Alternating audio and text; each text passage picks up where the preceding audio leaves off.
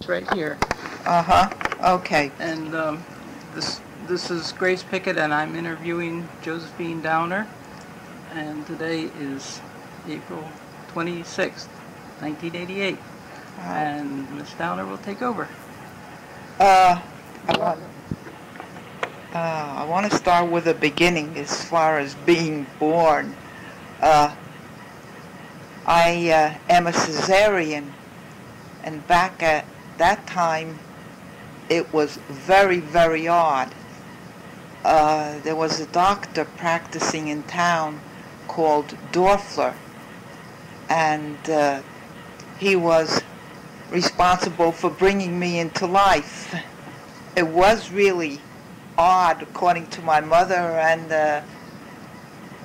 I was the talk of the hospital, and I guess everybody forgot, and I never got a birth certificate. So I ran into difficulties later on in life. But Dr. Dorfler, whenever he met us, never let us forget about it. When we went, or rather when I started working during the wartime in Anaconda, he was there as their physician, and I was down for a physical examination, and that's the first thing he told me. He remembers bringing me into life, and I was his first cesarean. Now, we got to start. Now, where am I going to start? I hope this is going to get edited. Where were you born? Oh, I was born in Yonkers, in the St. John's, back when it was very, very small. Did you, But your family lived here? Yeah, my family lived in Hastings, and that's where I've been ever since. I've lived there ever since. I guess the next thing that I would recall is living at 50 Washington Avenue. But I'm at a loss. I keep thinking, see, this is where I know I have my problems. I could start to reminisce about certain things. As we were going along, I kept bringing them up too. These are things that my mother would tell me about what was happening. They were very glad to get the apartment on Washington Avenue. They had lived with friends. I had a room, and their beginnings were very bare too. And they were lucky the people that left had some furniture which they were able to buy, and that's how we got started. Had a 3-room apartment with 2 bedrooms and a kitchen, which was our center of attraction.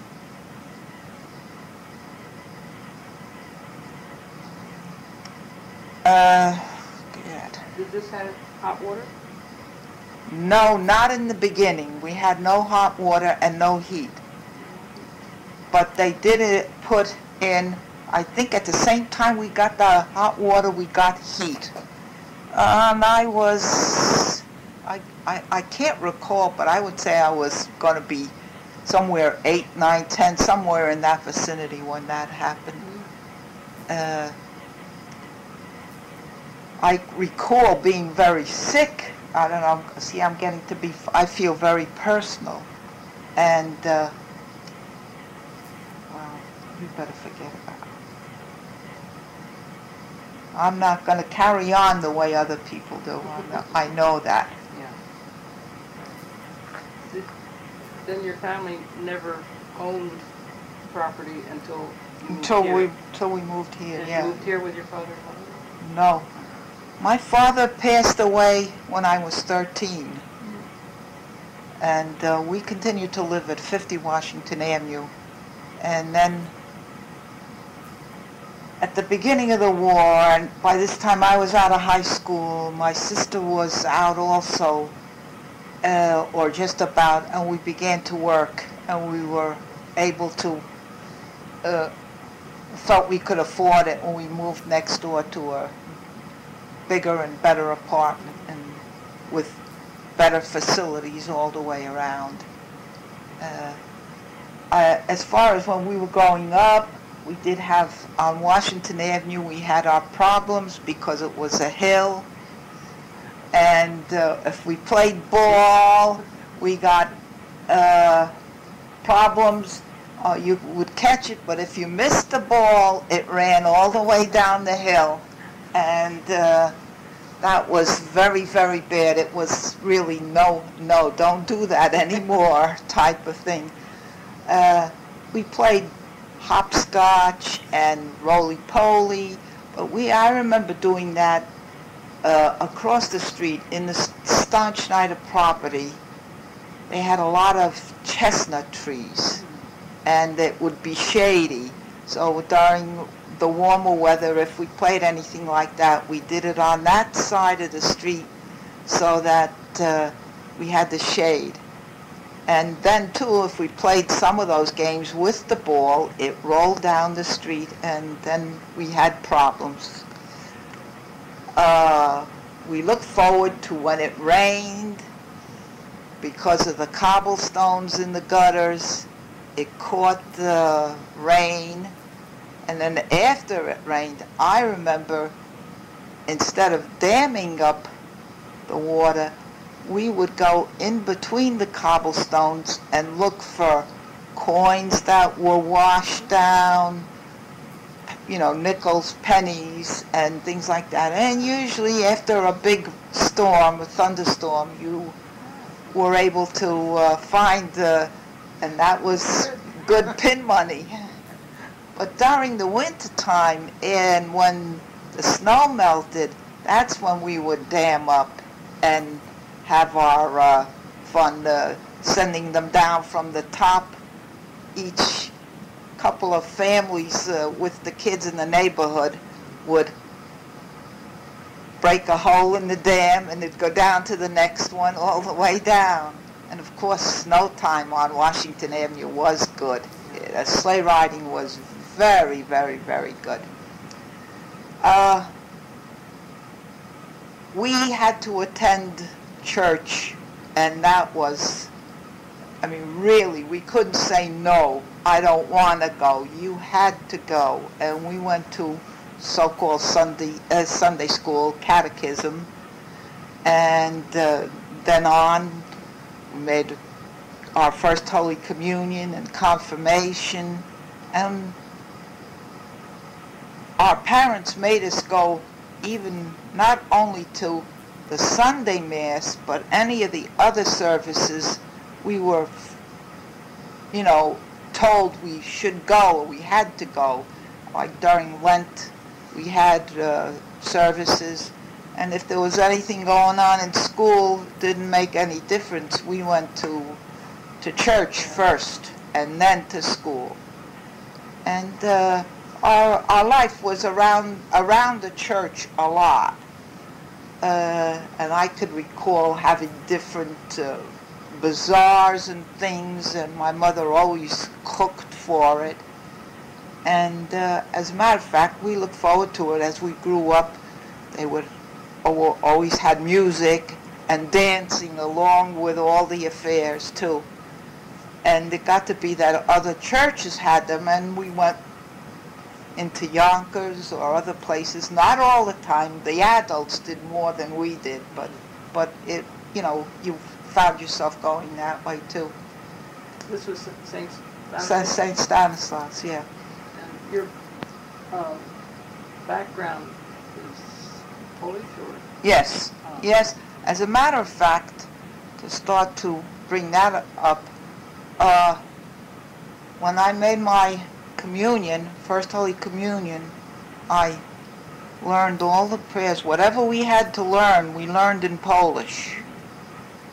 And we did go to Polish school on Saturdays, so that helped us along with all the other reading. And but eventually, but I still do remember them, but that brought us in good stead, and I found that I was using Polish a lot more at times, and it got that as I grew older, I knew what was, more about I was able to know what some of the words meant, and in the translations in my vocabulary, I still use it, and I found that after the war, I would translate every once in a while, but they were very easy, 4th, 5th grade type, but at least people that got letters from Poland, they would come over and ask for you to read them. Yeah. And I was able to read them.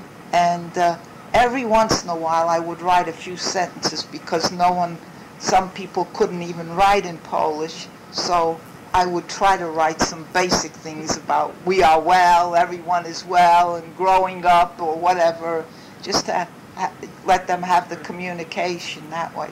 But I still have an uncle living in Poland, and I correspond with him, but I'm very fortunate that he writes in English. Oh. He doesn't always. He writes mostly Polish, but he will write sometimes a few words. And I've seen him, he's been here, and so that I'm lucky in the sense that I could write a few words in English. If I find it's difficult and time-consuming, I write in English, and he understands. So. And both your parents were Polish. Yes. They came here. Yes, Poland. yes. Why did they come? I guess looking for a better life and an improvement. Things were hard. They came from big families and living on farms and whatever, and I guess that challenge, I think, was there for them. I know my mother said she just didn't let her parents alone until they gave her the permission to come. And she was the only one in the family that came. And the same thing with my father. I have no uncles or aunts and I don't know my grandparents at all. But we had a couple of first cousins that lived in the city. And when we were growing up, it used to work that they lived in the city on the east side of Lower New York. During the summertime, they came up to visit us more often. And then in the wintertime, we went into the city. And of course, we did a lot of shopping when we were down in the city. I can remember buying clothes there. And if we needed winter coats or things like that, we went into the city. And of course, the stores were open on Sundays in that part of town. And we did our shopping there. We enjoyed walking on the aqueducts. We did a lot of walking there. And then if you got tired, the grass was there. We were able to sit down and cool off. And even in evenings, after supper, along the banks, because there were banks and they weren't overgrown then.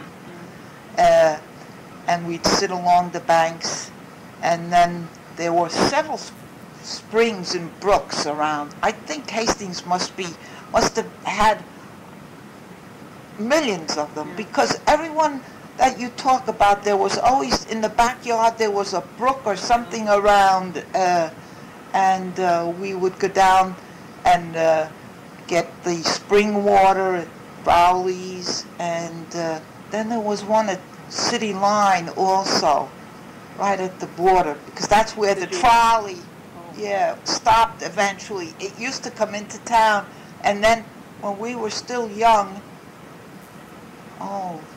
I could remember going on there probably when I was 10, and the trolleys were still running then, and they went into the City Line as the way the buses do now. And of course we rode the trolley, and when we went into the city, we didn't use New York Central. We went the long way on the trolley all the way over to the subway and then down that way. So it was a good ride. Took a good day. Yes. To do all. Well, we'd stay overnight, and by this time, when we were visiting relatives, and it's 3 and 4 in the bed, and everybody, the kids were on the floor also, but we enjoyed it, had a good time. Also, I remember, as everyone else in this area, about the dances and the dancing. I don't know if anyone elaborated on the fact that on Sunday afternoons, I think Andy Kissel did, when we had the walk, and it was more or less just a means of an out for everybody. You came or you didn't come. They had the Polish Citizen Club down on the bottom, at the corner of Washington and Railroad Avenue. And you were able to get a hot dog and soda or something in that end. And the women talked and the kids played, and they had men that played instruments and would come and play, and sometimes there would be people dancing, or it would be just a matter of a musical background. It was a Mr. Tammock that played, we called it like a cymbal. It had a lot of strings, and you hit it with a mallet, and he would play. These men learned by ear and picked it up when they were small, before they came over here. And of course, I started in on the violin. I had a teacher that came from Brooklyn, but there were so many children having lessons at that time, so that it was worthwhile for the man to come on a Saturday, and he would come, say, from house to house. And when he came to 50 Washington Avenue, he'd be in my house one week and to someone else's another, and he'd give lessons to 2 or 3 people at a time or privately. And then, of course, I remember my mother saying, I have to put on coffee or tea or something and give the teacher something to eat. And he was here the greater part of the day that way. And that started me off on music. And did he provide the instruments, or did you have your own violin? I had my own violin, yes. And as a matter of fact, this man's uncle made violins. And I had my parents bought me the violin and paid for the lessons and any music that came along with it. And I continued to study that until I was about 13 when my father died. And then by that time, that money was very valuable. And so by that time I was old enough also in getting involved in the school, with the school in music. And so I joined the orchestra, and I can recall that the teacher used to give us lessons, but that also was in groups. But then when I got into high school, I worked sometimes during the summertime and paid for a couple of lessons so that I got them privately and continued. I picked up on the viola, which is another string instrument, from the school. They supplied the instrument, but the teacher was interested in having a rounded orchestra, and picked a few of the people to learn some of the other instruments that would add to the overall sound of the orchestra. And by doing that, it proved to be very good, because the orchestra played at all the functions that were going on in school, so that whenever there was a play or and the plays were several times because the senior class gave one and the drama club gave one, or so that I got to see all the productions that way. And while I was involved with the orchestra, the band teacher said, well, how about picking up and joining the band? So again, I picked up one of the instruments that was available through the school. It was a baritone horn. And I got a few lessons and joined the band and got to all the sports functions. And it was enjoyable.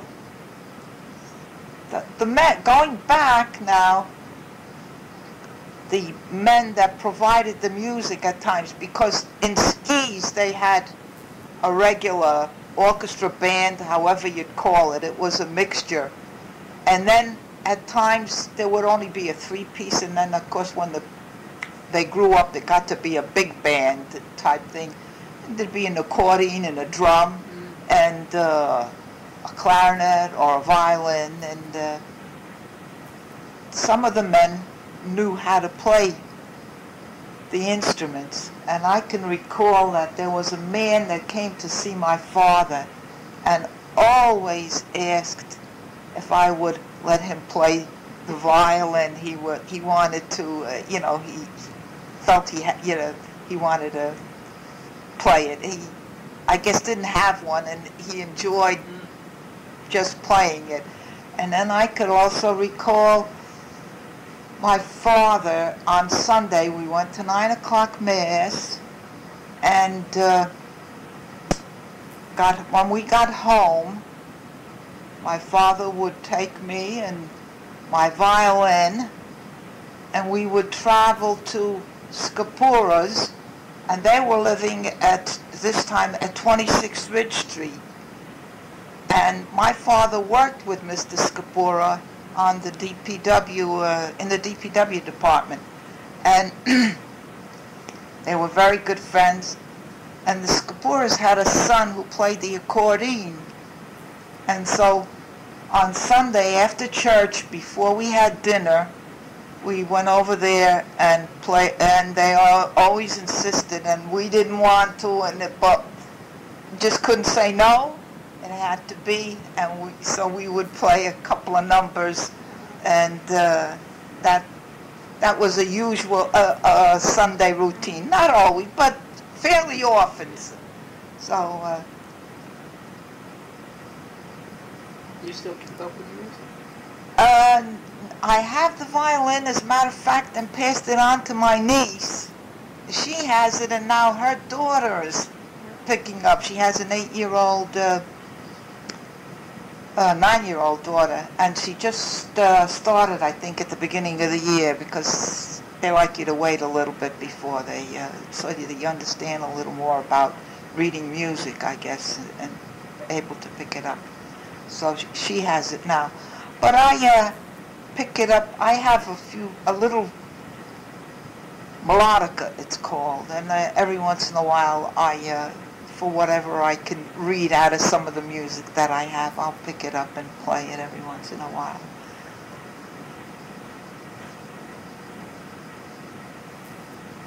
Going back now, I'm trying to go back again.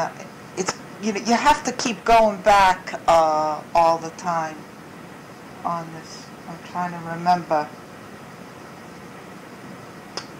Oh, yeah, we used to play on the aqueduct a lot, between the baseball and the bat ball, and into the brooks in that area too. I think every aqueduct, or almost every group of aqueducts, had the brook with the tunnel going through, and we were in the brook area because they were all in the woods, a woodsy area. And so we played there a lot too. But then eventually, when we got a little older and our mothers trusted us for crossing, we went to the playgrounds a little more that way. Which playground?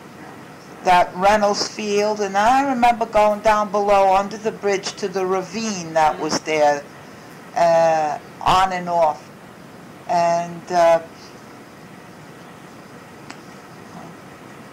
as far as going to the river, we were limited. We really had to go with our mother.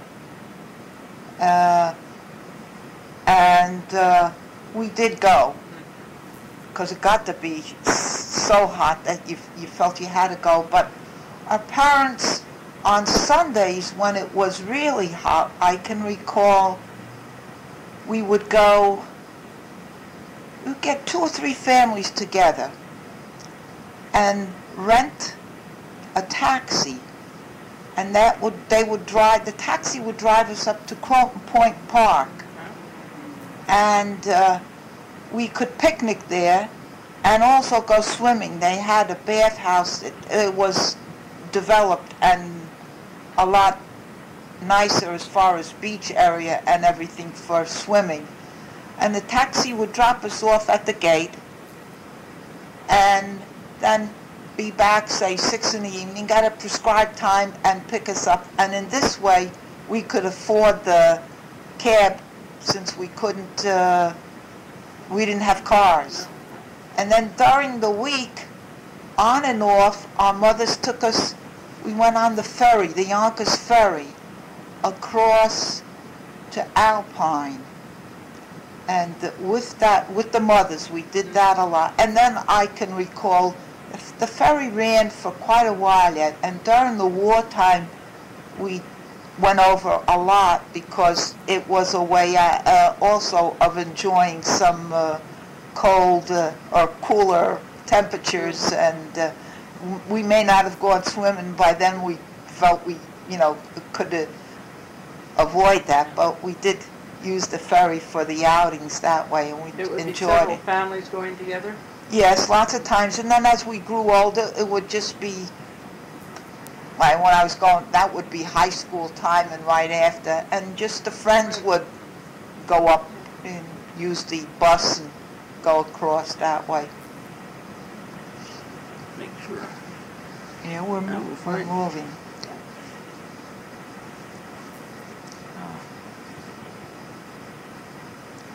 Still trying to. About school?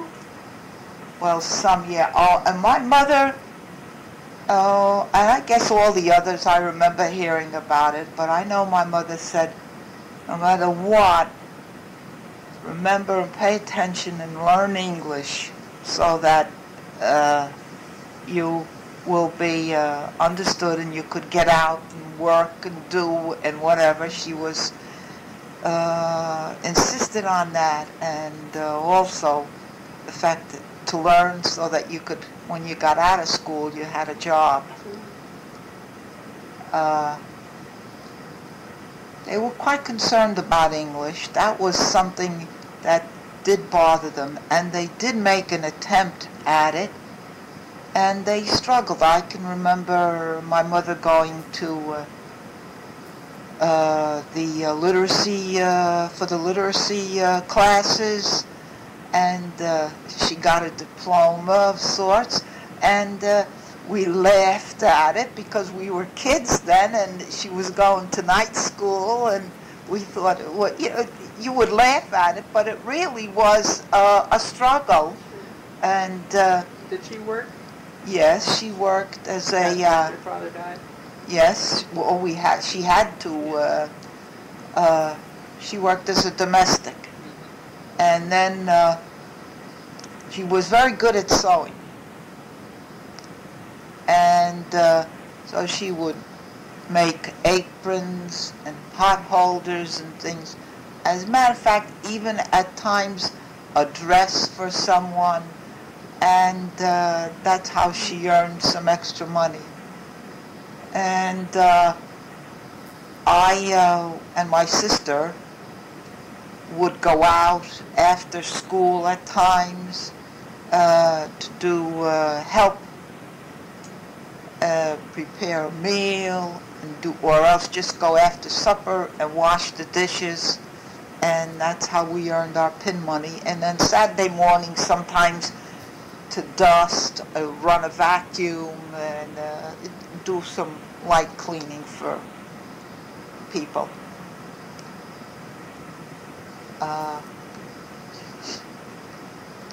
As I said, my mother was pretty proud about being able to read. She actually got to read so that she would look at the Hastings News, and we couldn't put anything over on her. If there was anything anywhere around, she knew about it, and if you were involved with anything, it usually came back to them. You couldn't get away with it. And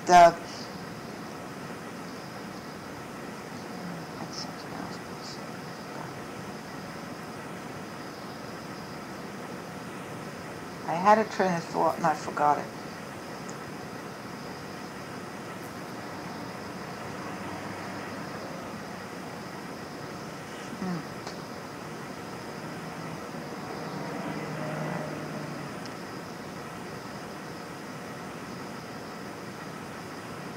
Oh, isn't that terrible? I knew it was something I could pick up and do something with it, and I forgot. I hit a blank. We were talking about school.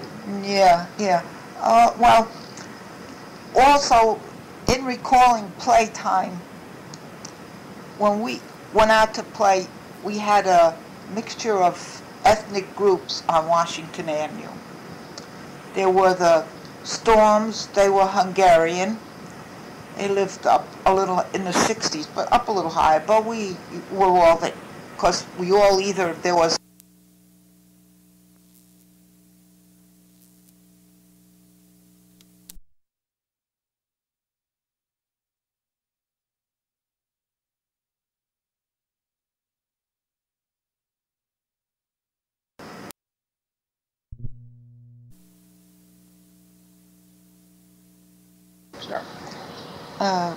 back with the children with the ethnic background, when we played hopscotch or anything with numbers, and we got so that we knew the other language.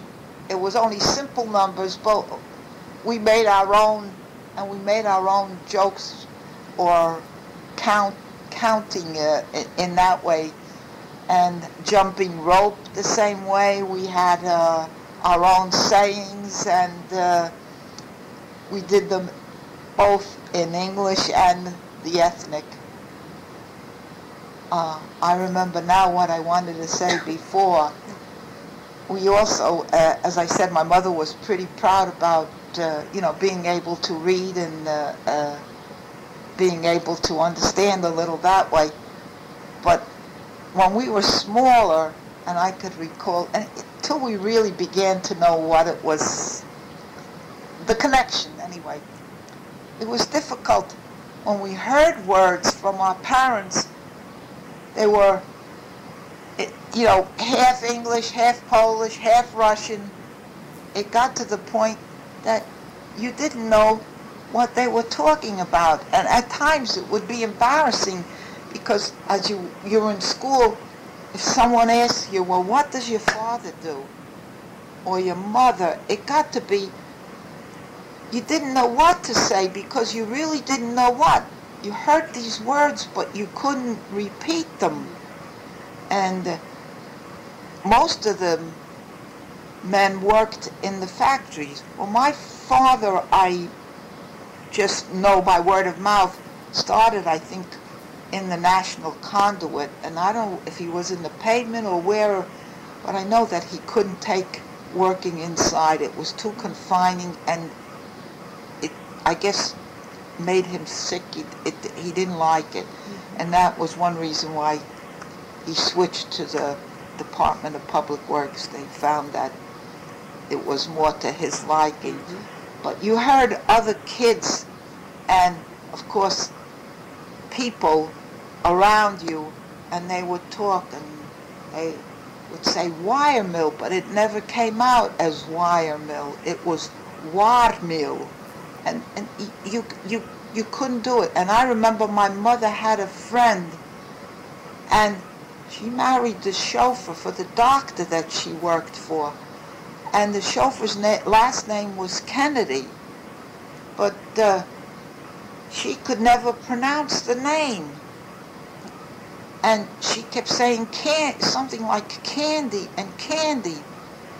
And when we grew older and we met this woman and we started to make the connection, we realized where the name came and how it was. And after a while it got to be, you could put two and two together, but at times they were difficult, and it's still a joke as far as getting together and talking about this. Could really say some things. And of course my mother had a lot of stories about when she first came over. And she worked for a doctor in Tuckahoe. And that's how she met some of the friends and some of the women that are in that picture that was in the Hastings Enterprise. And they always came to Hastings to the dances here, and that's how they got connected. We got connected into Hastings, or else Yonkers too. But most of the people, or the women and the men, came in from Yonkers or in that Tuckahoe area. They were working for doctors and people, I guess, businessmen going into the city. And they traveled into Hastings, and of course she used to tell about stories about getting stuck on the trolley car and getting lost until they found their way, because this business of north and south and everything, it took them a while, but they were very brave. And the same thing went with us when we went into the city visiting relatives for a while until you got to, but that helped me to understand New York a little bit, and the fact about going east and or north and south, and in that way, so that when I got to be older and I started to work in the city, it was tough at first when you started to look for a job, not in getting lost. Yes. And but it did help in the fact that you could understand the streets, and because I know an awful lot of the girls were really concerned about going into the city because they were afraid of getting lost. Yeah. So big. Yeah. And well, back to Hastings again. The group that lived in Hastings, as I say, some may have been brothers and sisters, but most everybody did not know one another. But they were a close-knit group once they got, because they were experiencing the same situations. And so that if someone had older children, they would make comparisons. Well, what did you do when so-and-so was sick? If they had this kind of a problem or that kind of a problem, or if it came to cooking, well, how do you do this or how do you do that?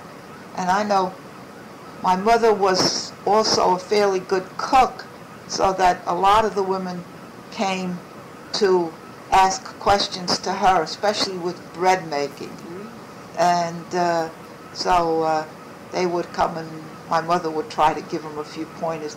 And she read the paper, and she also read the Polish paper, which would give a lot of cooking recipes and things, and so she was able to improvise for what she learned and do it that way.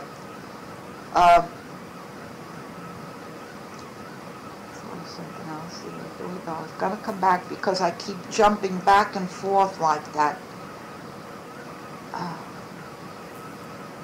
Back again with...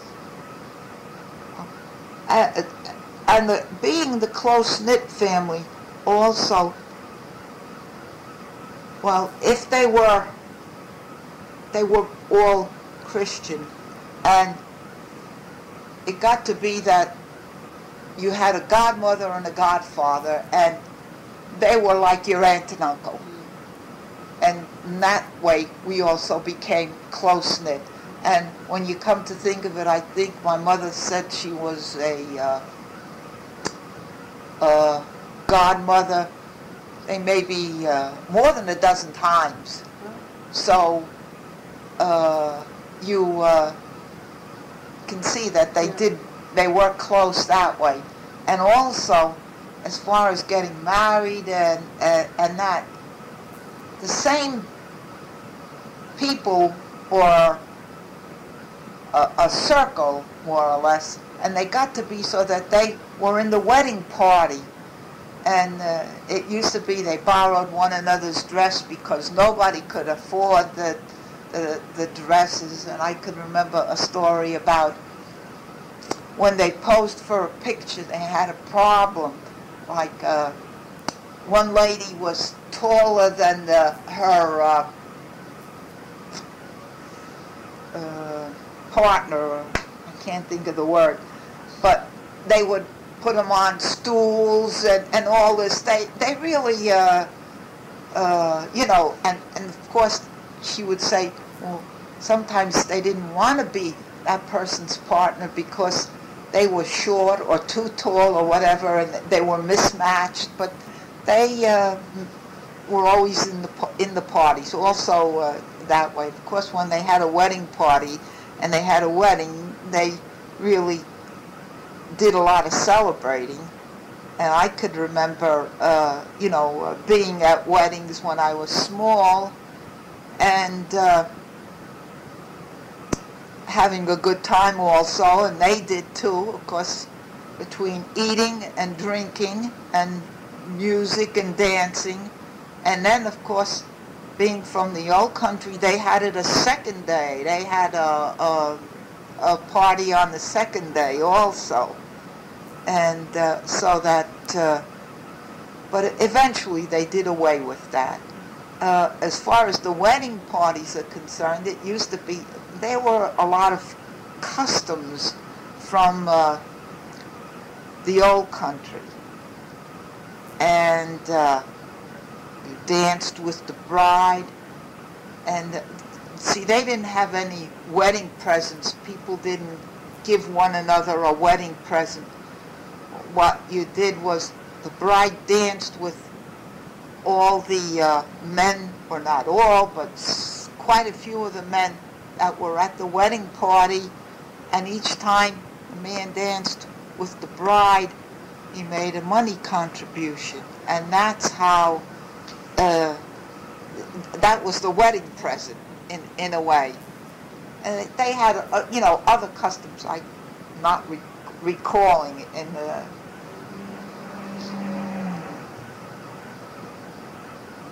I have to think about some of the, you know, things. Of course, on a Sunday afternoon also was baseball. They had the Lyceum, and I know my father enjoyed going to the baseball game. And eventually it got to be that I know I enjoyed going afterwards when I got to know what it was about. And I think they had several teams, and it was quite popular. And of course, everybody came. Of course, the Peanut Man came, and it was our way of getting treats the same way. And they had ice. Eventually, it was ice cream also, and they had a lot of visiting teams. And I can recall, you know, some well-fought games, things in that end.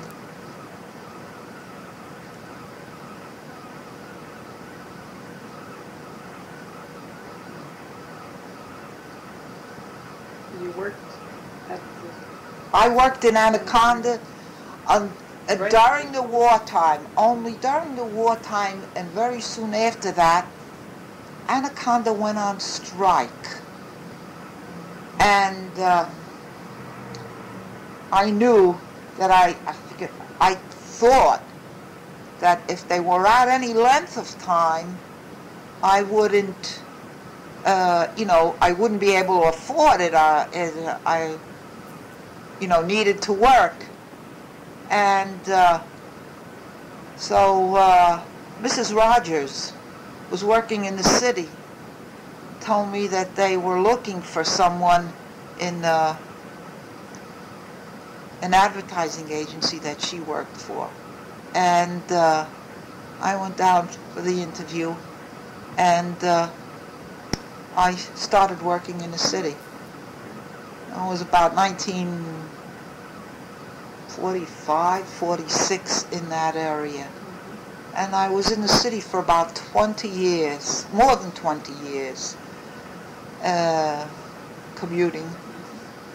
It was fun at the beginning, but as I grew older and transportation got to be a headache at times, I changed again and switched and started to work at Ciba-Geigy. As far as New York was concerned, that was very enjoyable in the fact that at that time you were able to go to Radio City.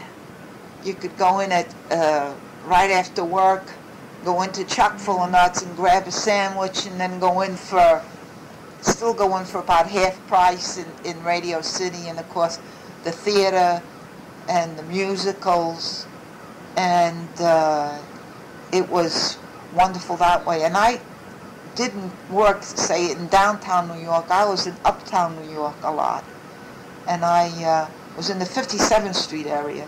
So then I enjoyed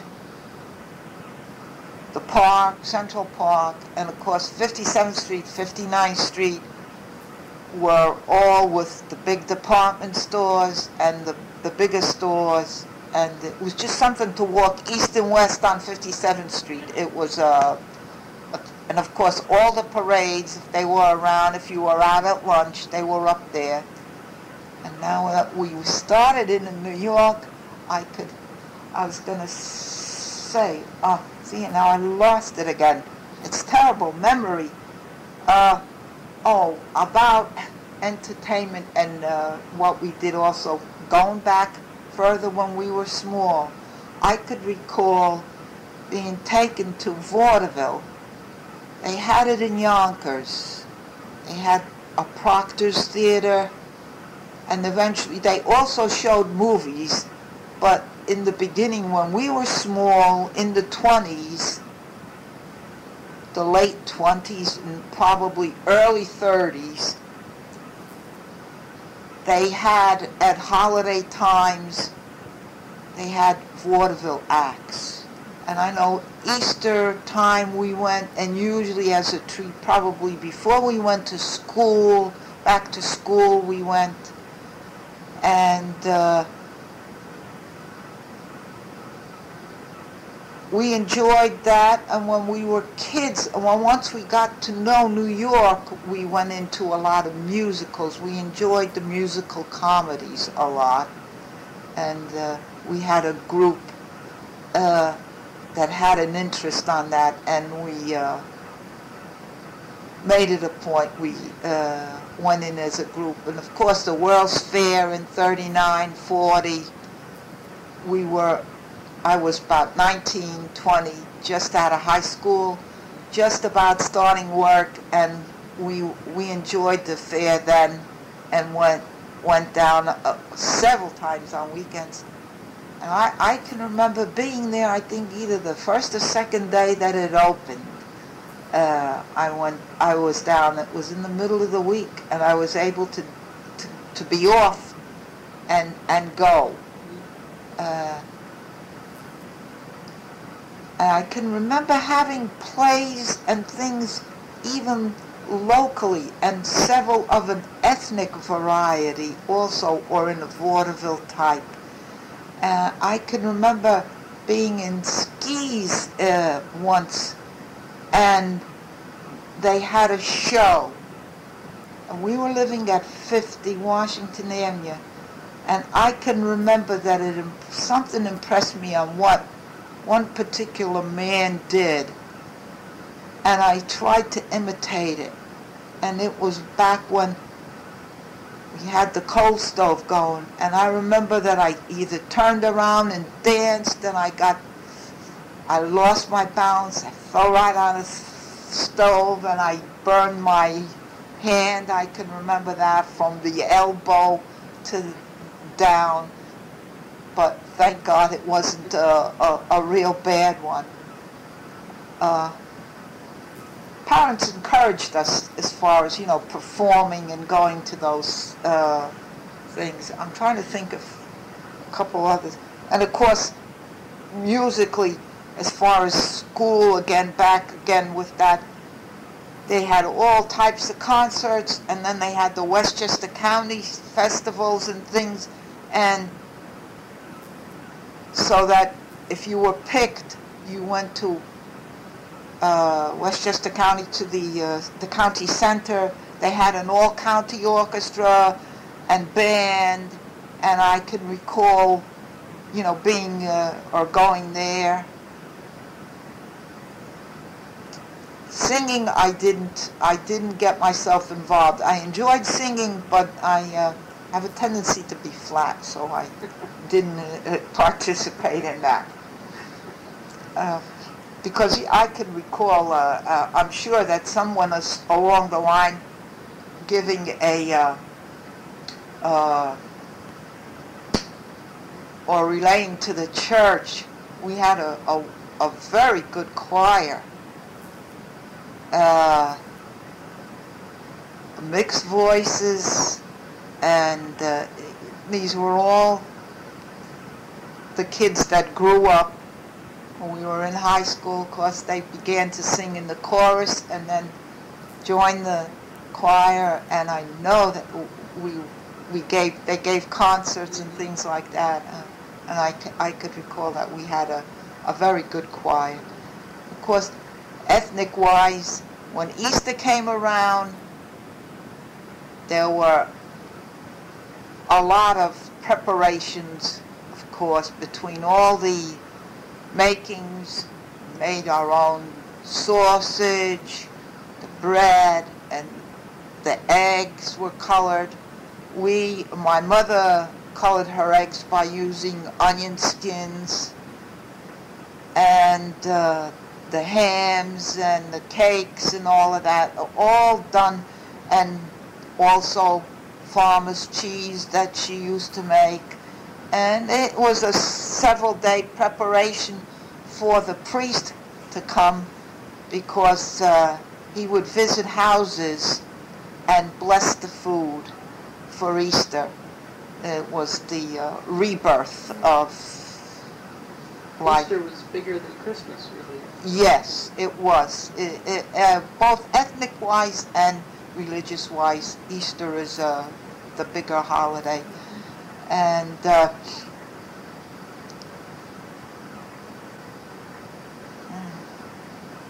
we were involved. We still do, but not to the extent. But we still try to keep up the tradition of at Easter time of having the food blessed with less work, always less work. They had a lot of things that they did that you didn't know whether to frown upon or not. They were customs, and you just learned to do it, and you had to do it, and that was it. And it turns out that it's really something, because even now the nieces, the nephews, and the grandchildren all look forward to it. They all look forward to it, to keep up the tradition, but I don't know how long it's going to last. Yeah. It's hard these days. Like I say, it's terrible, because you see, when you start in and you think, and I recall the fact that of going in as far as music and theater, and you keep switching back and forth, and as I say, and with Polish school the same way. We went on Saturday mornings for 2 or 3 hours, 2 hours or so, and they had different levels, and then at the end of each year there was always a little assembly-like, and we recited things and poetry or read stories, and at times even we were taught a song or two.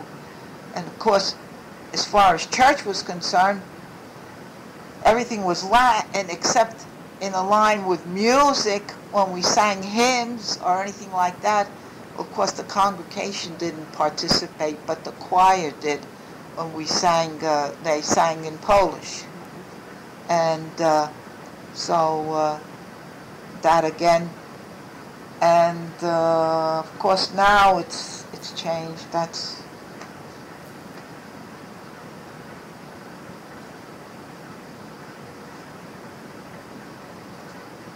I know. Did you speak Polish at home when you were very young? Yes, we did. You had to speak to a degree, but it got mixed. It got very mixed, and of course, the people here were mixed ethnic-wise. When it came to Polish, Russians, there were Czechs and Hungarians, and they all more or less have a similar tradition. And it got so that the words got mixed up. But an awful lot of the people came from an area. It was Poland at one time, and then Russian at another time, and they came to it that way. And I know my mother said that it was an area that the Russians had taken over, and that she recalls her mother making remarks about the change in the time, so that when Easter rolled around, she says, in Poland everybody's celebrating Easter, but we have to wait. And they really, as a matter of fact, my mother says that the church was there.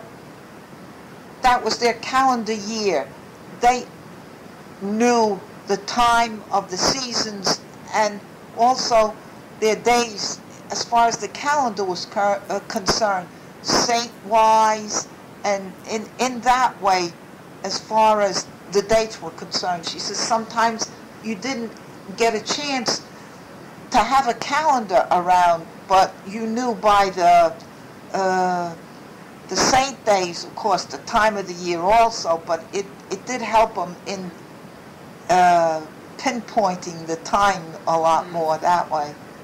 They were by the church. I'm trying to think so that we could, at least we'll fill it up. That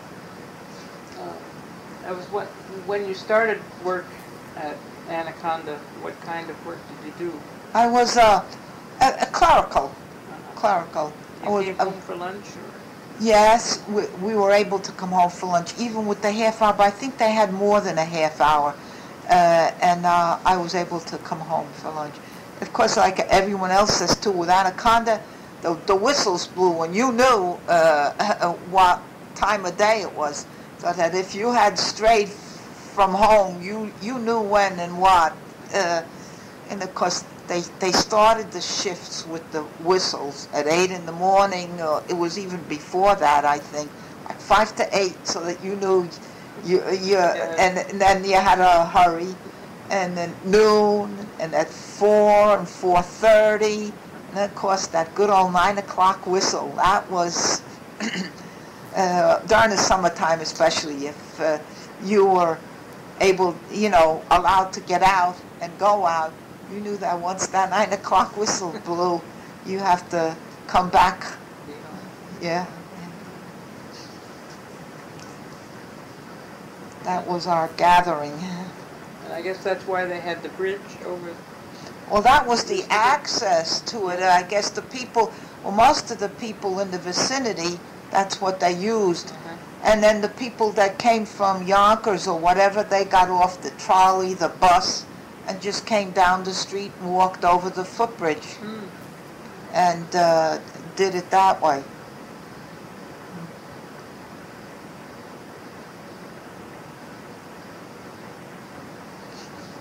Yeah, I can recall some of the things going on in Anaconda at that way during the wartime, but not to that extent. Of course, if I started in, I'm not talking really to the mic. I don't know if I am or not, if it'll pick it up.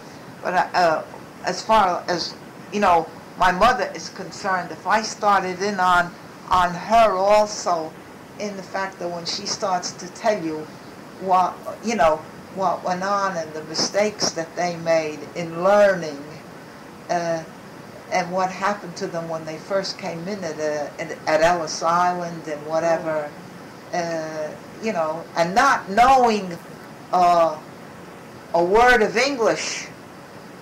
As a matter of fact, it got to the point that the people that worked there didn't know or had a difficulty in pronouncing names, so that these people, when they heard their name, could not recognize it themselves. They had a hard time their name would be called and no one would respond to it, and they really had that struggle. Was it hard for you when you went to school to listen to all English all the time? Were you Somehow I feel I didn't have any, difficulty. Well, I think, again, they were older children, and they would, tell us, and somehow or other you got to pick up from them, and that was it. But you had to pay attention, or else, and of course it was that way. And no matter what, even church-wise, when we were learning things and everything, it was a matter of paying attention. Otherwise, and the difficulty we had in learning our prayers, and we had to learn them, and the words were difficult to pronounce, and they meant nothing to us. They meant, in a way, but we got to know them, and somehow through translations and things, you put two and two together. I couldn't really tell you. The fact that you knew the certain words. And, I would assume, and I'm sure, that we heard it in English also. The priest, when he taught us, would give us some type of translation in English, and it had to be, otherwise it would have been very, very difficult. But I could remember my first prayer book, and the fact that the females had a different prayer book from the males because of the verb endings and the different endings, and in Polish, and it's the same in Russian. When it was the female ending, they would print it was made for the male, but the female ending was in parenthesis. And, it floored you at first. It did. And I remember we took the books, and I can remember hearing it from the other children, too. I said, gee, you really wanted to read it and to be inspired in a way. And when you tried, you got disgusted after a while because of the reading. But then, as I grew older and I began to know more, and the words and the choice of the words, they did mean more to you. And I can still recall some of the service. My mother and father came from, actually when they came here, it was under Russian occupation, but it was the strip that from Poland that went back and forth. It belonged to Poland, and then it was Russian, and back and forth in that way. And when they left, it was under Russian occupation. My father, I think he came and tried working in Pennsylvania in the coal mines and didn't like it, and came here. But That's very vague to me. I think, like, About what year did he come well, to this country? it must have been between 1910, 1913, somewhere around that way. Because I know my mother came in 1913. As a matter of fact, I have his passport, but I never even thought of, looking at it as far as that time was concerned. But it was all in that time. And my mother came to, I think maybe went to New Jersey and worked for a short while somewhere in New Jersey in a factory, if I remember, maybe where they made handkerchiefs or something. I'm not sure. And then came over here, and I recall, because she talked mostly, she was in the Tuckahoe area, and she was there as a maid, houseworker. And she worked for a doctor out of Tuckahoe. Is that the doctor that delivered you? No. This was, his name was Oliver Austin. And actually she even worked, that's right, she did work in Yonkers for a while. She worked on Odell Avenue somewhere, she said. And then finally went to Tuckahoe, and that's where she spent most of her time before she got married to my father.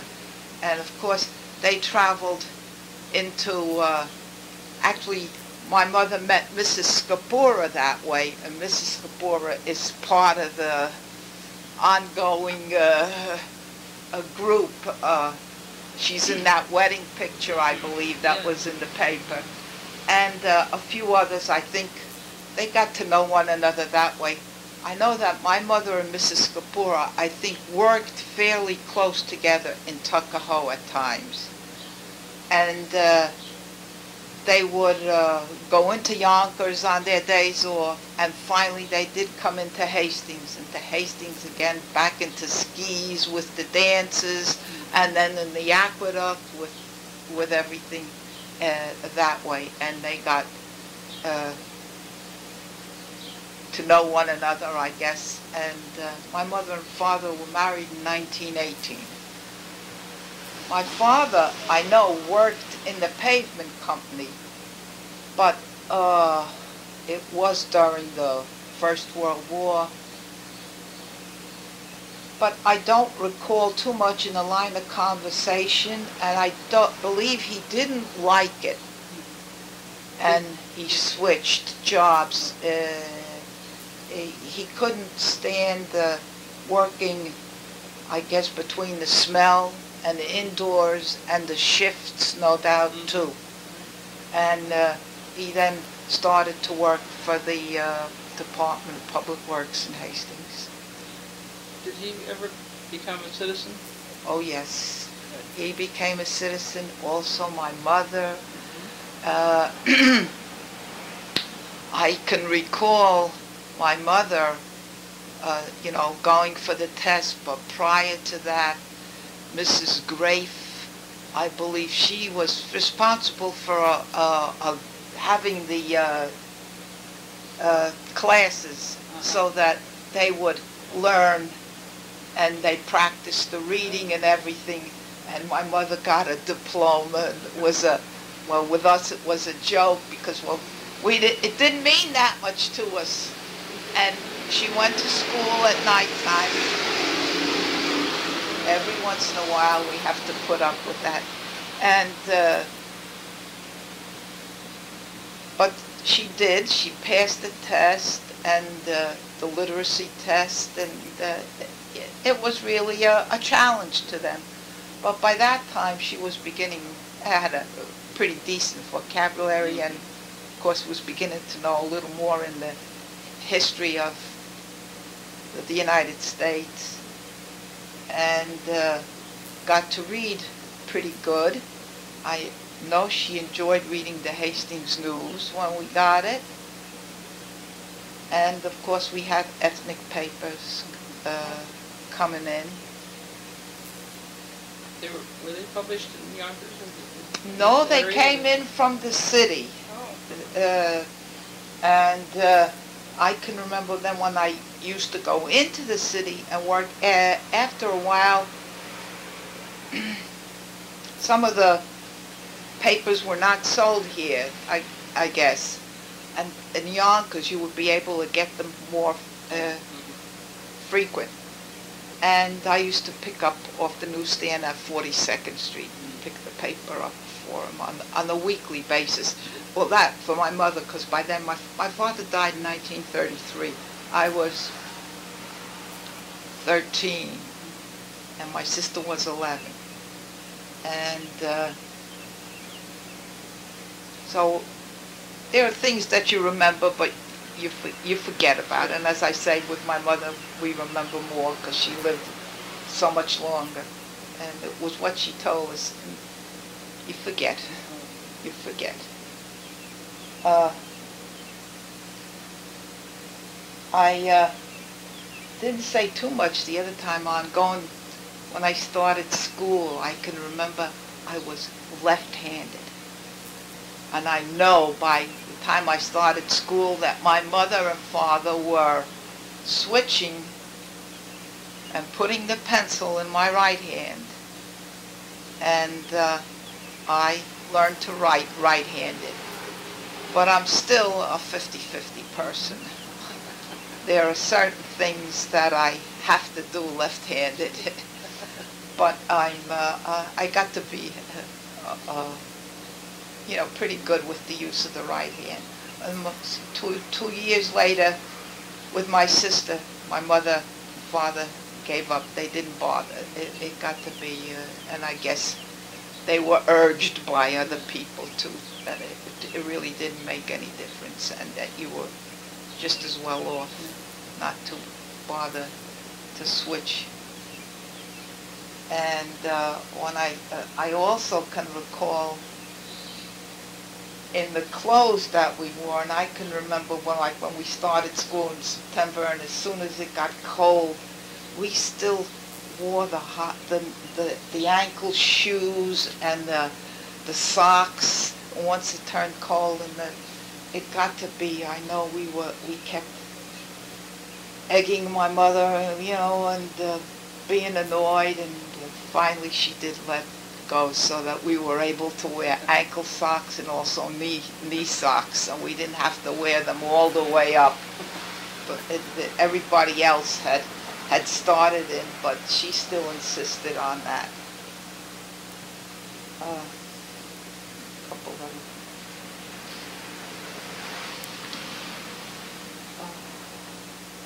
Was there kindergarten at that time? Yes, there was. And you were starting kindergarten? Yes, yes.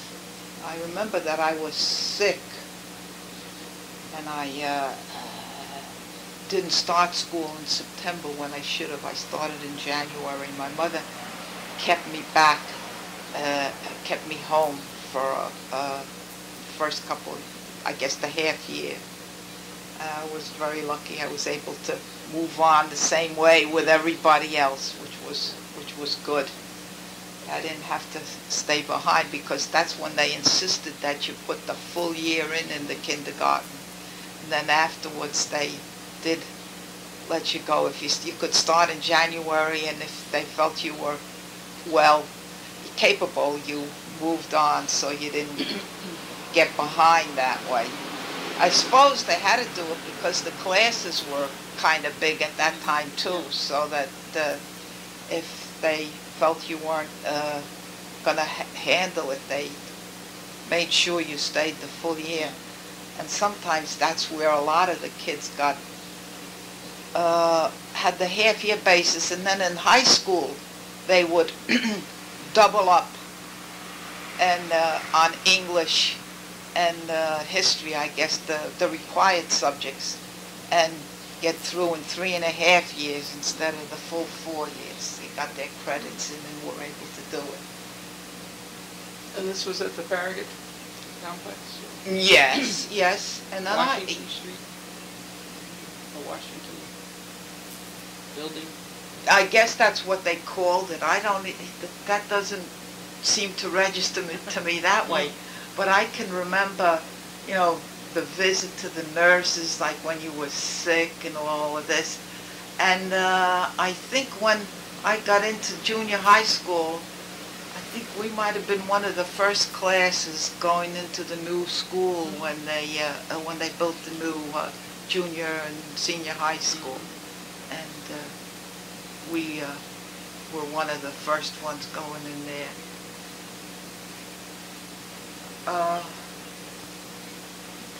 Were the classes, individual classes, large? Yes, the 35. They were always close to 40. And even in high school, I can remember a couple of the classes. Naturally, I stuck more to a commercial course.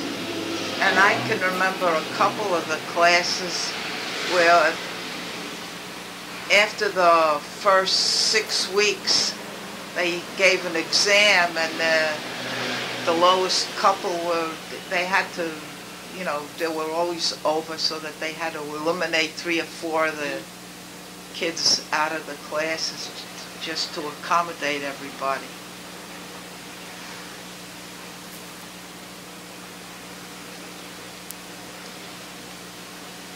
I was trying to think. I can remember some of the programs on going to assemblies in the lower grades, and we listened to the radio a lot, and they had Dr.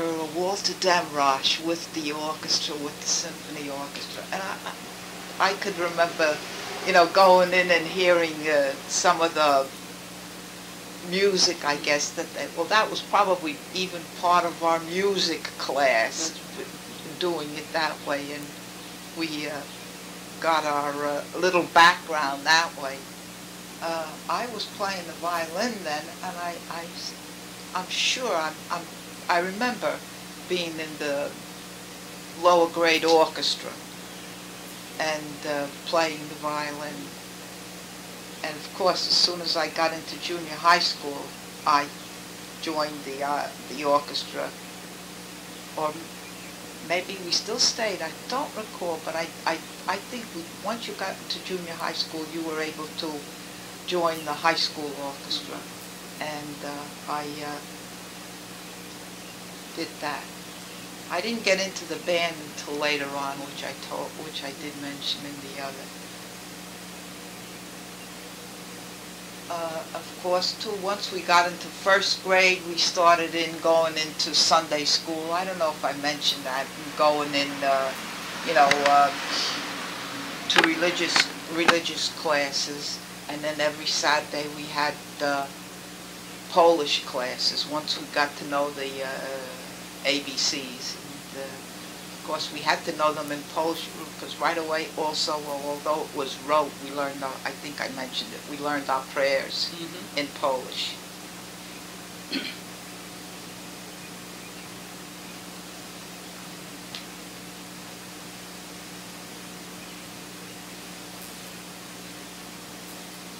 Of course, I'm trying to think, like during the summertime, I can remember when we were smaller. We did play up in the aqueduct, and we did go to the playground, but we didn't go that often because we had to go, like with the Reynolds field playground, we had to cross that 5 corners. So we didn't get there all the time. But then when they started in with the playground down under the bridge, then we went. And of course we tried to go with some of the classes that they had, where they had like arts and crafts. And I can remember, well, we picked up on our own from our mothers, I'm sure, with the cross stitching. We did bureau scarves and things. And I can remember some of these fads that they had where we used the spools from the threads, and they had nails, and we would knit using yarn, and then made little pieces, I guess, of rug and things. It depends on how ambitious you were and how far you wanted to go. I could remember that. of course, we played roly-poly and hopscotch, and we used the aqueduct, and When you went to school, did you go in groups? yes, definitely. But you couldn't help but not go with someone because there was such a trek up Washington Avenue. It was, you know, everybody kept picking one up after the other. So if you didn't walk with that person one day, you walked with it was just a regular trek going up. Of course, I think later on it got to be where we had the slightly staggered hours. I think, like when you got to high school, you probably had an extended 15-minute or something in order to equalize your periods, and or coming in early. And of course, once you got in the higher schools, at times you went in early because you might have had a band or an orchestra practice. Because usually, if there were any concerts or anything, you got to practice in either before school or after school, as well as during school, and or other activities if you were sports-minded or you joined any clubs you were, so that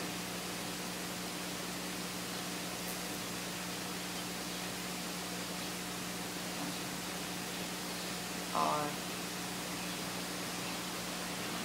was trying to think.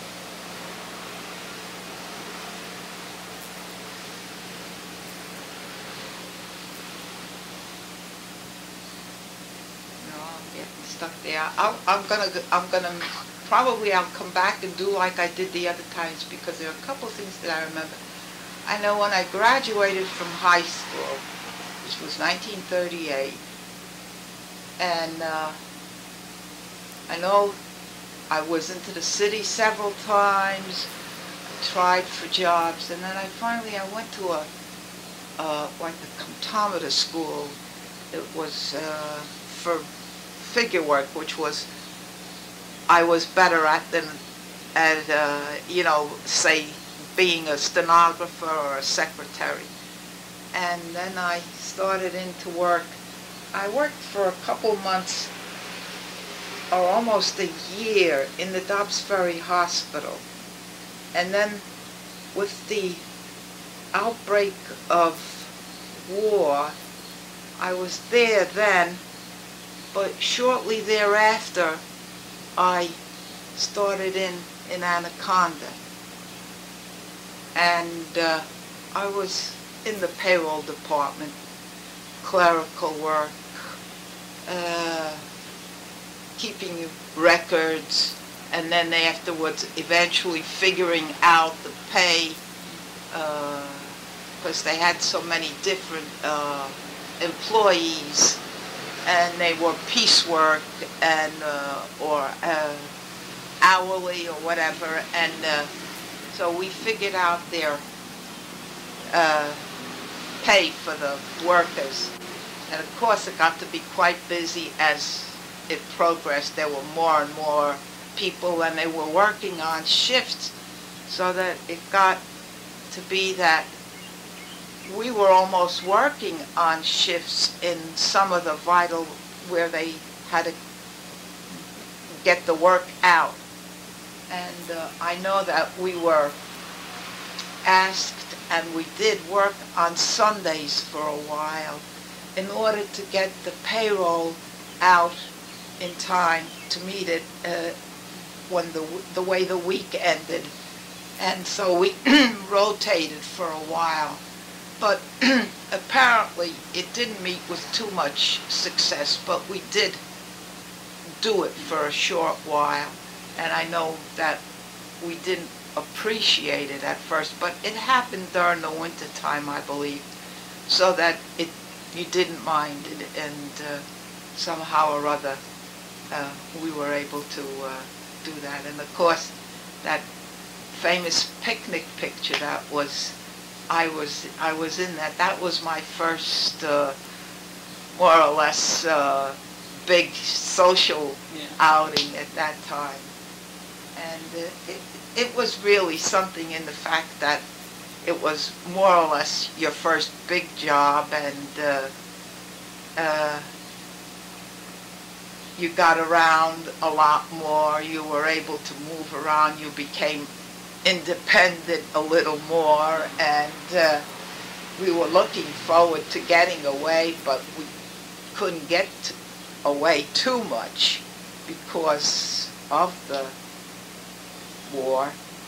And but we tried on daily trips and did little things that way, and of course got away as much as we could somewhere, or else down at, even if we went down by the river. By that time we may not have gone swimming, but at least we were near cooler weather, and then we'd take the ferry a lot across the river and things like that in order to stay cool. And of course movies at that time were still a big item. And you went sometimes maybe twice a week if it worked out. Usually one evening, and always on the weekend, somewhere either Saturday or Sunday. And we did a lot of that. Of course, the Hastings Theater was still going at that time, which was very convenient. And can remember having all these little contests and things, and of course giving the dishes away. If you went, they gave you a dish at certain time, you know, a certain type of dish for several weeks, so that you could make a collection of those.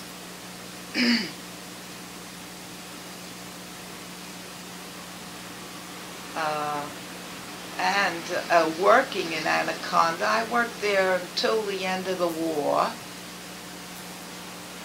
And they were very decent, and moved you along. I wouldn't say, you know, as far as I was concerned, but then the office help was a lot, I guess, different than the people that worked in the mill. And of course I used to have to walk into the mill, and it was something to go in and see. And of course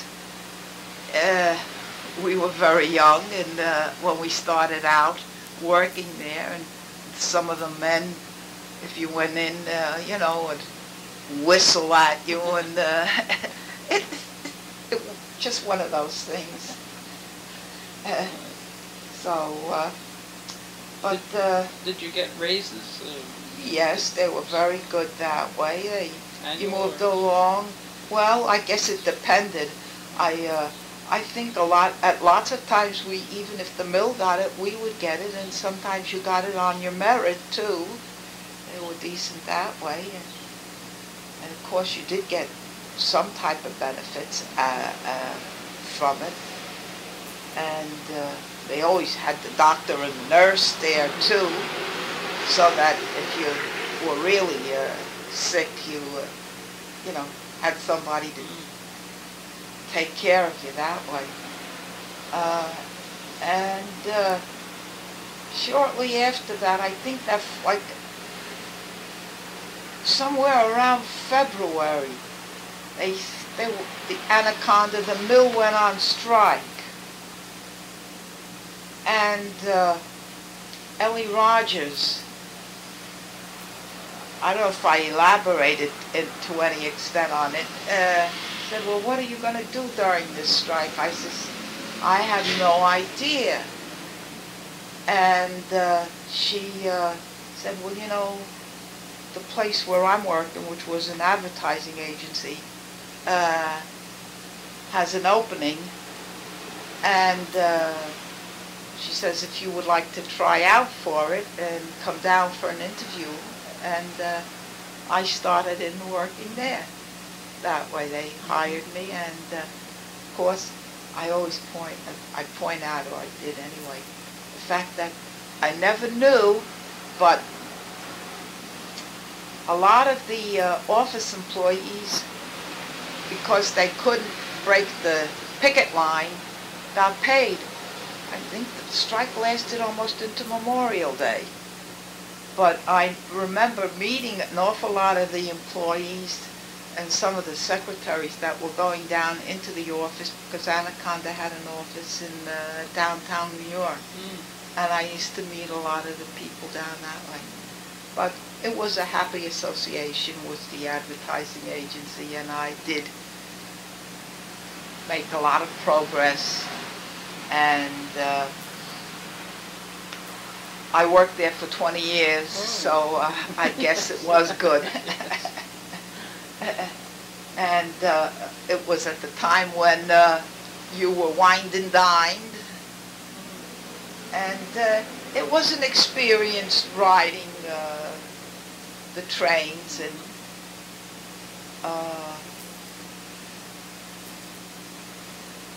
commuting. And of course, the prices that kept going up all the time, like everything else. Yeah. The service was pretty good. But the service, yes, was fairly decent. We didn't have that many at first. I can remember not having air-conditioned cars, and some of those trains really made an awful lot of noise when it was hot because the doors were wide open, and some of the windows we couldn't move. But you managed, and then of course afterwards it got, I guess when they started, were able, I guess when production went in and they were able to get a lot more air-conditioned than newer cars, it got to, it improved. And it got to be better. But of course, we were dressed, you had a dress, it was gloves. I could remember taking white gloves during the summertime with me. Of course, if you read the paper, you naturally had to take them off, but if you carried it, they were dirty all the time. And I do recall that I wore a hat, but not an awful lot, but you did go down every once in a while with a hat. And in the wintertime, yes, a hat. But shortly afterwards, it got to, of course, with hats, I associate advertising with it. Because we had someone that did it,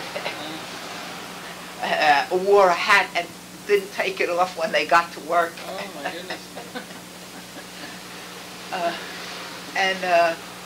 It was, it was pretty good about being that you had the office job, and by that time it was. What I wanted to make a remark about was the standard joke was while we were growing up and you were going to high school, is to make sure you learn so that you could get a job, and you're not going to wind up being a coal miner's wife. And that was the thing, you don't want to be a coal miner's wife, and that was drummed into us. And got to learn, got to start, and be sure that you got it. They did, our parents did appreciate the fact that there were better things in, better things in life, and they tried to make you appreciate it too.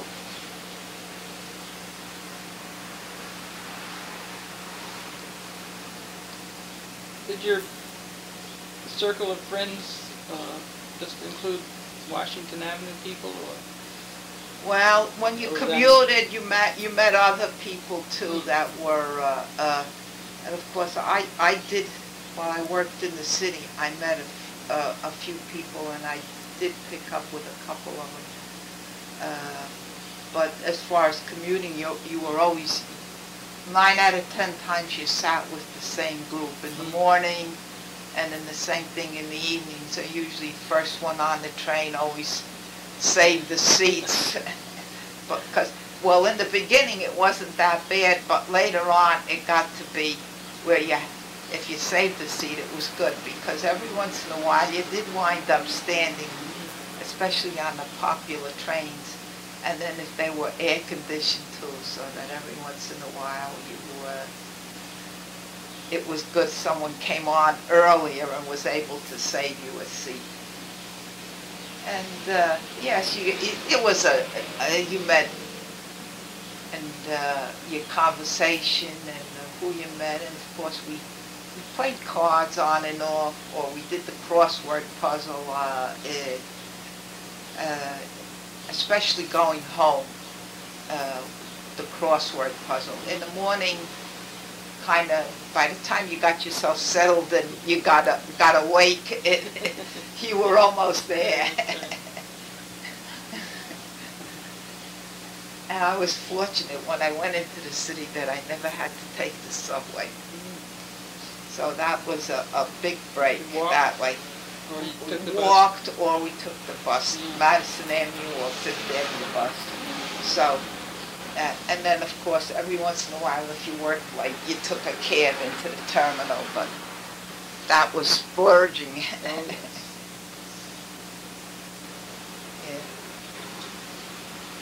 I was trying to think. You're you know, group things. But then, of course, on our weekends, you were home and you.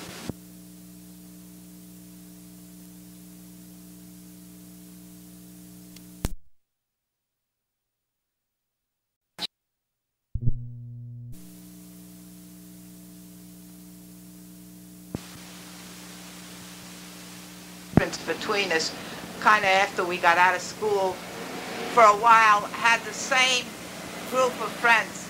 Of course, when she got married, it changed a little bit, but then that same group of friends, one moved away, but the other one commuted, and so that we stayed in that circle and grew up that way with one another. And like I say, church-wise, the same. If there was anything going on, and then you went to church and whatever, so it was the same group there too. Of course, though, people came and went, and you knew the same ones. And your interests, music-wise or whatever, took you in other areas that other people wouldn't go. But the group that we were with, even with my sister, I can remember during the wartime we enjoyed the music, and we went to a lot of, in the city, if we picked up the Sunday paper, and they had a matinee especially, we went into the city for the operettas, and then I can remember Saturday nights was our card playing night, and we played cards, and we had the radio on and listened to operettas and things that way. We liked the light opera stuff, and we went into that.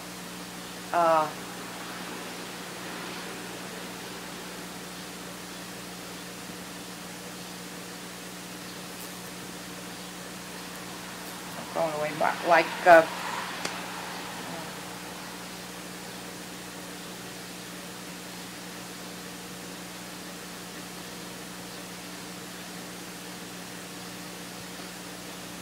most of the people from Washington Avenue moved shortly after the war. Everybody started in, they were either married, moved to other places, and so that,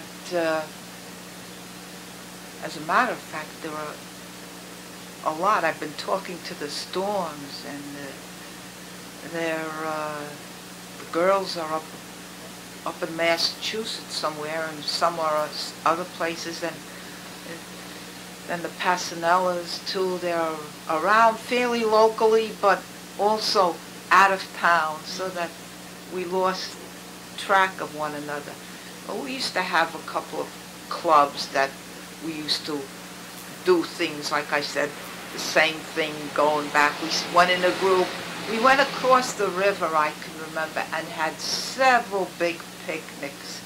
And the rationing, this was during the war, and everybody had to bring their own little things, and it was like we got a fire going, and we had hot dogs, but then it got to be that if we had corn, it was hard to get butter and things that way, so that to make your lunch and like the butter for the corn.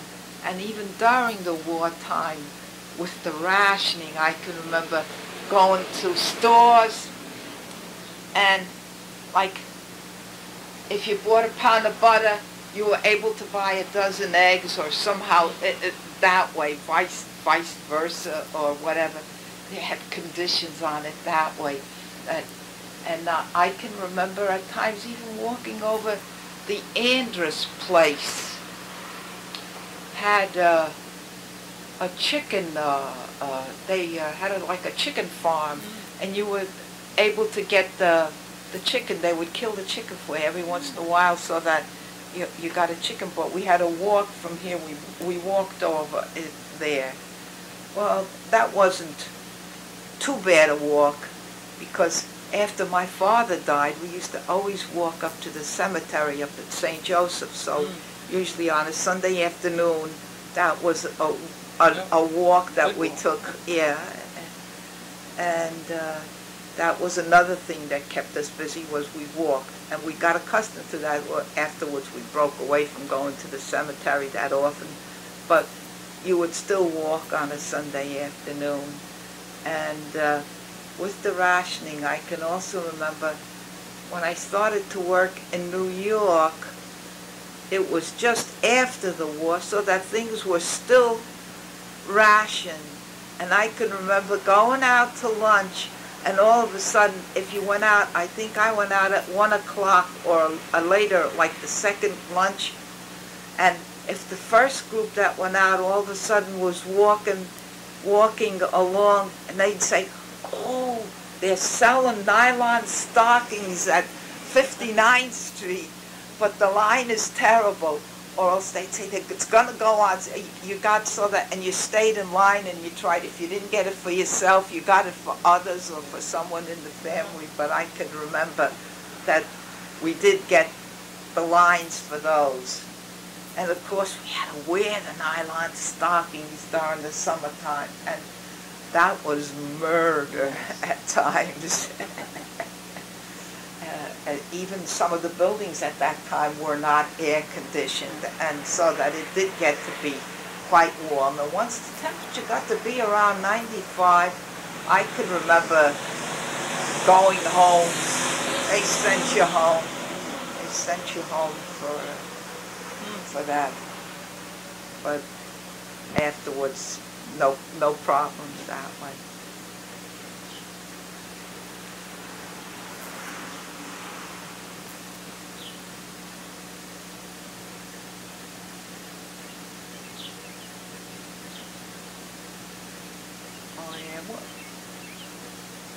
And walking to school, I can remember the same thing with the problem with the Five Corners. We had to get there, and we'd walk across the aqueduct. But then my mother always warned us not to go across. They would go through the woods there in the back along the La Barranca before the Hastings Towers, as it was built.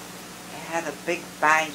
You had to cross the brook and then go up over the bank, and then you wound up at Olinda Avenue, and she didn't want us to do that. Well, we didn't do that, but then after a while, every once in a while, of course the aqueduct, we used to go down in that area between Washington and the Five Corners, and we played in that area during the summertime because it was shady, and they had the brook there. And then, of course, they had that underpass underneath the aqueduct that the brook went right through there, and you could walk through. And of course, the boys would be around there, and it got so that the girls even would go through the tunnel, and we'd scare, actually they got to scare you. But then, also, they were, the flowers came out, the violets, the mayflowers. We were there picking, and you went right down towards the brook. And the banks along the aqueduct were they weren't overgrown. And I can remember one, it was warm, fairly warm, and I guess it was the springtime, and we were going across the aqueduct, but of course I think we were home for lunch and had finished lunch and still had time, and my mother came along all of a sudden and caught us because everybody was sliding down the banks, down the aqueduct, and she caught us doing it. Well, when we got home that night, we got it. We heard no end about that. We didn't listen to her and all of this. I guess kids like kids, you snitched on one another and told everybody. But we learned from one another. The older kids told us, and then of course it was the same thing with the mothers. When they had older children, they got to know when it came time and you caught the measles or the mumps, and of course we had to go into quarantine with this a lot. And Mr. Coogan used to come around, and if he knew you were away from school, he'd come around by the house at the end of the first day or the second day. He was around to find out why you weren't coming to school, and you got the quarantine on the door.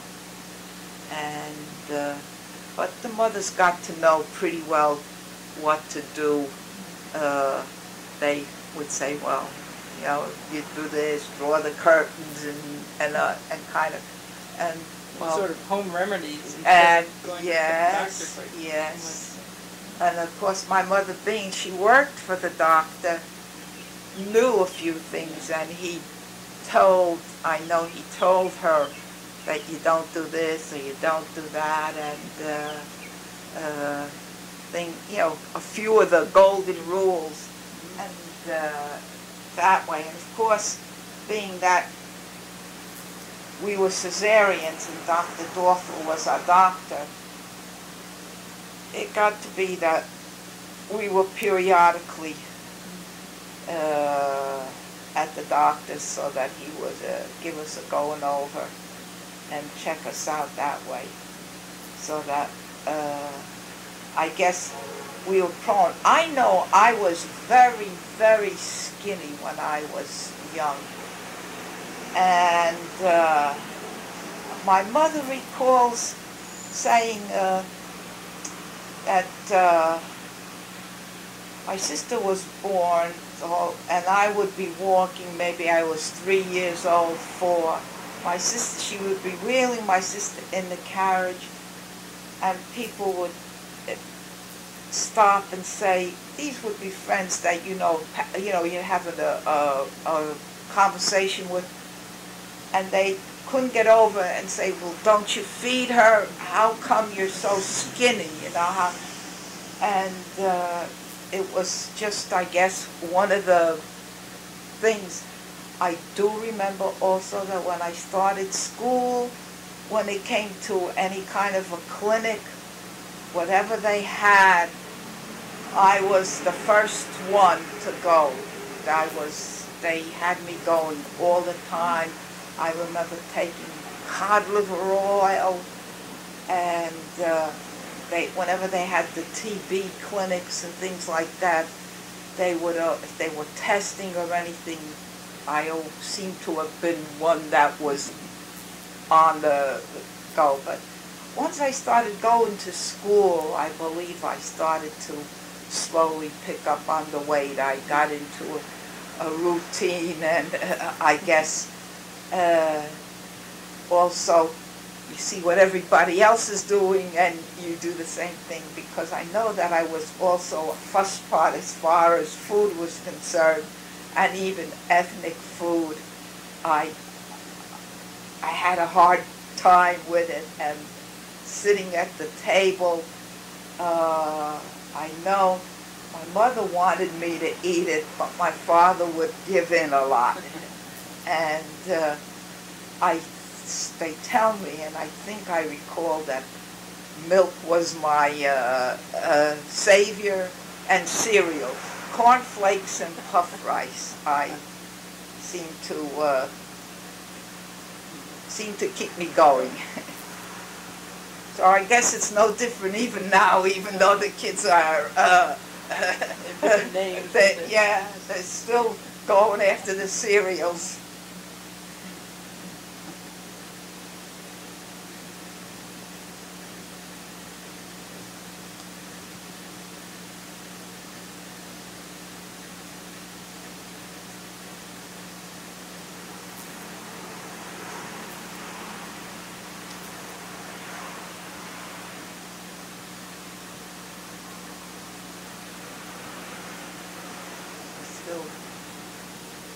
Of course, oh yeah, I guess I can recall too some of the things we did as kids, and I'm sure it's been picked up by others, but we had the ice box during the summertime. The Iceman came around, and of course on weekends especially, but it would come during the week when we got the real hot weather. You had to have the ice during the middle of the week too. And I can remember, especially on the weekends if we were out, how everybody rushed to get the pail from underneath the box to empty it out so that you wouldn't have a flood. Yeah. And of course the Iceman, when he came, he chopped up ice, and of course we used to run up to the wagon, and at first it was a wagon, and then afterwards it got to be an old truck, and we stole pieces of ice and sucked on it. And of course we had once the weather turned warm and the season was around, the fruit and vegetable peddlers came around on the wagons, and afterwards again with the trucks, and we got our fresh fruit that way. Also, the men used to come around to sharpen the knives. There used to be, during the summertime especially, there used to be someone that came around and sharpened the knives, and then also fixed umbrellas, scissors, sharpened all of that. And that used to be, at least, you looked for them at least once and maybe twice during the summertime. And we used to we knew where all the, say, the wild cherries and the cherry trees were, and we used to go picking the cherries. Raspberries? And the raspberries too, but then you had to be very careful with the raspberries because of the poison ivy. Oh. So that was a thing. And poison ivy we did get quite a bit of, because of the aqueduct, and they would cut the grass, and I think it was a state operation, and they would come down the aqueducts all the way down and cut, and then of course pile of hay, and then we would come in and we would roll in it, and then sure enough the next day out we would be blossoming with the I can remember you had to be very careful even along the river, and we caught it there. And of course that used to be the home remedy time with the brown soap. The brown soap.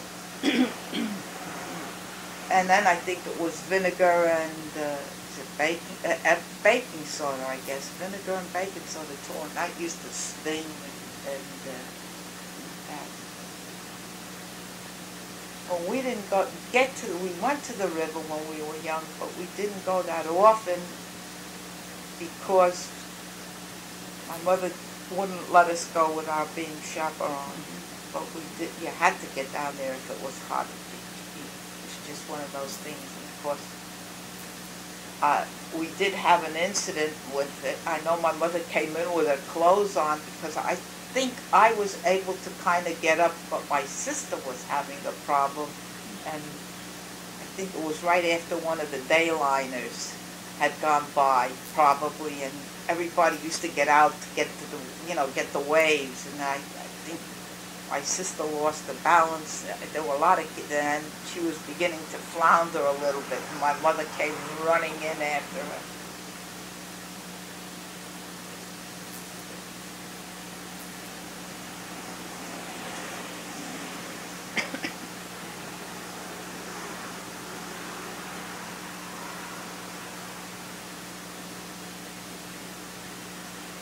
I could relate a lot of stories with my mother, but these are little things about growing up, not even growing up, but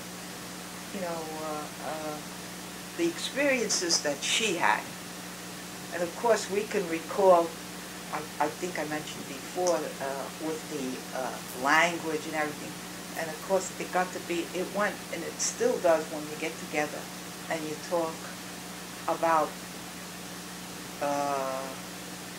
the experiences that they had, and when they first came, and the language, the problem that they had with the language at first, and to travel, even to go into the city, even all over, even on Yonkers, and catching the right trolley and staying on the right side of the road.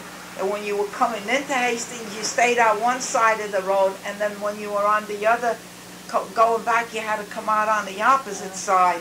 And to understand that and get to read, or else know by number, that you had to catch certain trolleys, and the mistakes that you made. And of course that even happens where you go back to commuting and making mistakes, where you fell asleep on the train, or you got so involved and you forgot to get off.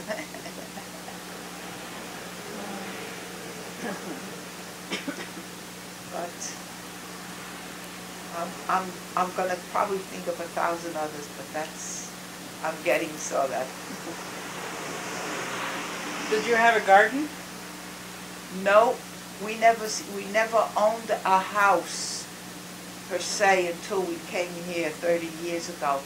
Although during the wartime, my mother had a small garden in back of Paceboro, up here, right up on the hill here. Mm-hmm. And they had victory gardens up here.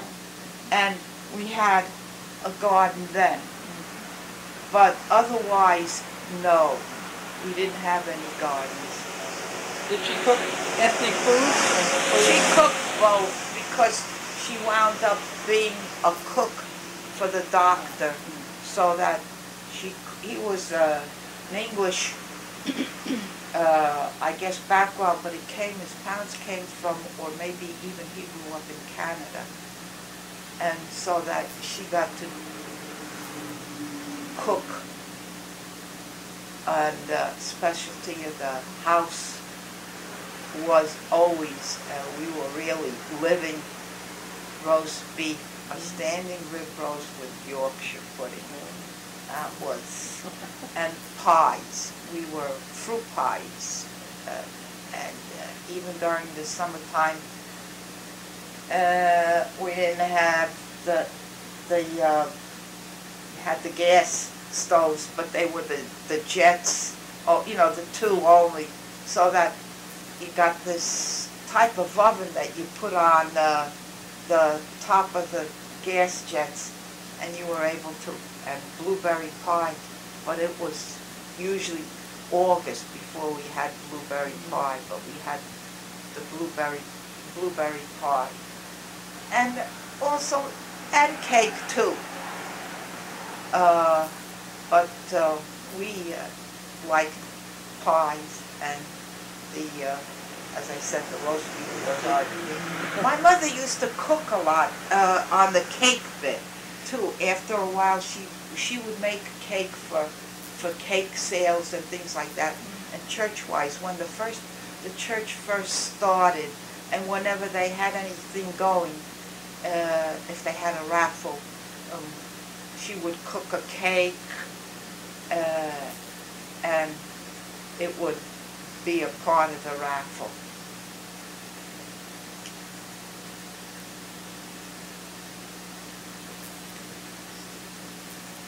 With the ethnic food, it was more in the line of soups that we had a lot of that way.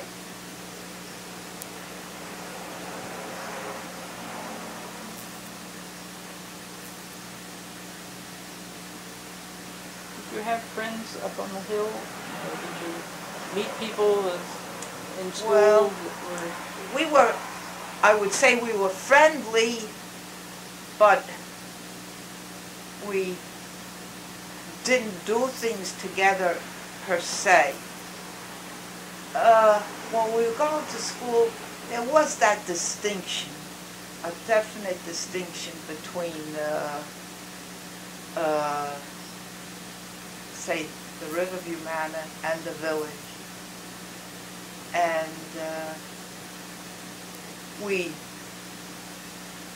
knew it, and you know, you could sense it. But when we went out anywhere in school, and we went, and that's another thing, our parents, I know my mother, she had to sacrifice and save an awful lot. Both my sister and I went to the Washington, D.C. on the trip, and we got new outfits. We went out, and you know, and they really had to save a lot to do that. And when we went, we all had a good time, and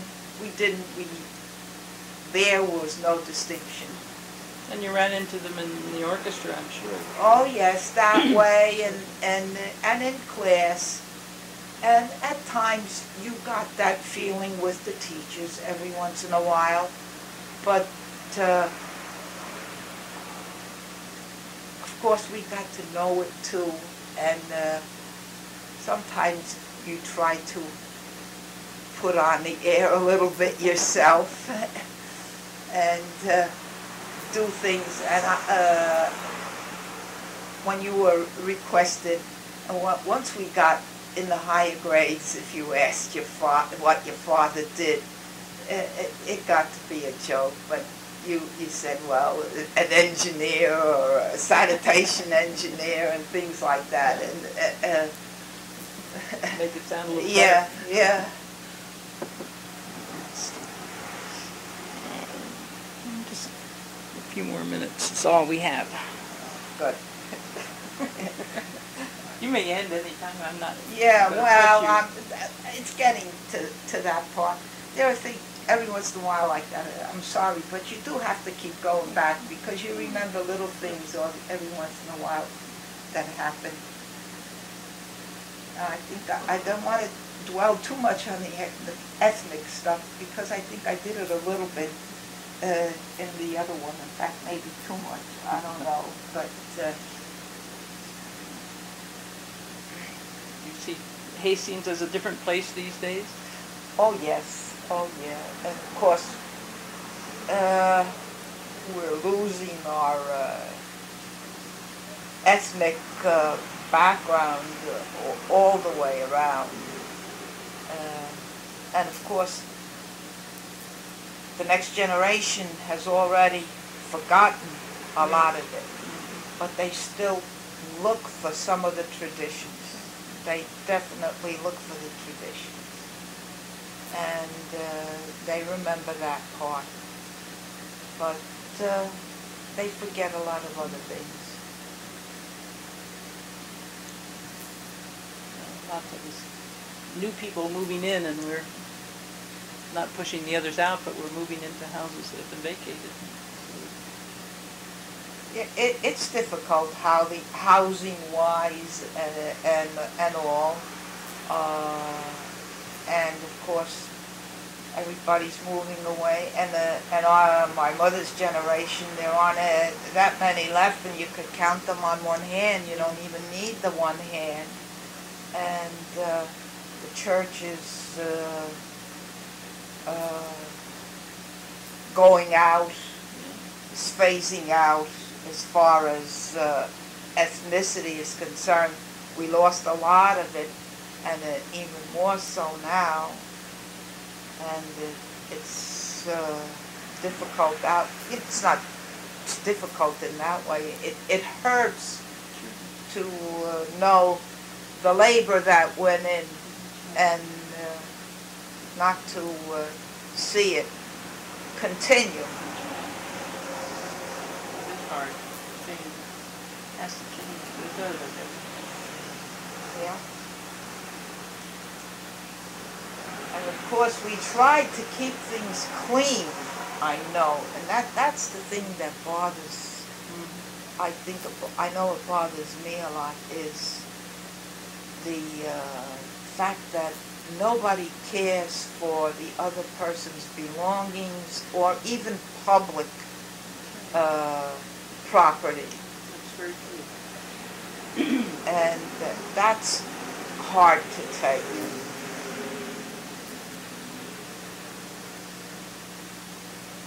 This is about to pop. Yeah, we'll let it just...